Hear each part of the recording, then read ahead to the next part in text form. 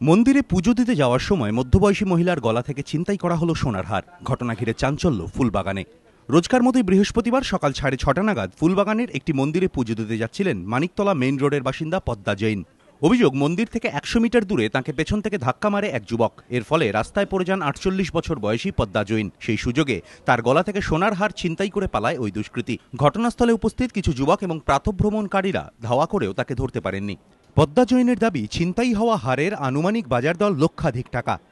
पीछे से कोई मतलब जैसे धक्का भी दिया मेरे को, और धक्का देने के साथ ही वो पीछे से चेन टाना और टान के सीधा भाग गया। सड़क पे गिर गए, अपने आप को हम बैलेंस हम अपने आप को संभाले, तब तक वो खाली उसका बैक पोर्शन हम देख सके हैं, वो भाग गया। একটা ভদ্র মহিলা যে রাস্তায় যাচ্ছে, ওকে রাস্তায় ফেলে হার ছিনতাই হচ্ছে, এটা তো খুব পুরো সমাজ আমাদের আতঙ্কিত হয়ে গেছে। এইসব মহিলারা সকালে আসে, এখন ল অ্যান্ড অর্ডার নিয়ে কত আমরা আনসিকিউর ফিল করছি নিজেকে। সাত সকালে এই হার ছিনতাইয়ের ঘটনায় আতঙ্ক ছড়িয়েছে ফুলবাগানে। প্রশ্ন উঠেছে এলাকার নিরাপত্তা নিয়েও। স্থানীয় বাসিন্দাদের অভিযোগ, ফুলবাগানের ওই মন্দিরের সামনে থেকে পুলিশ পিকেট উঠে যাওয়াতেই এই ধরনের ঘটনা ঘটছে।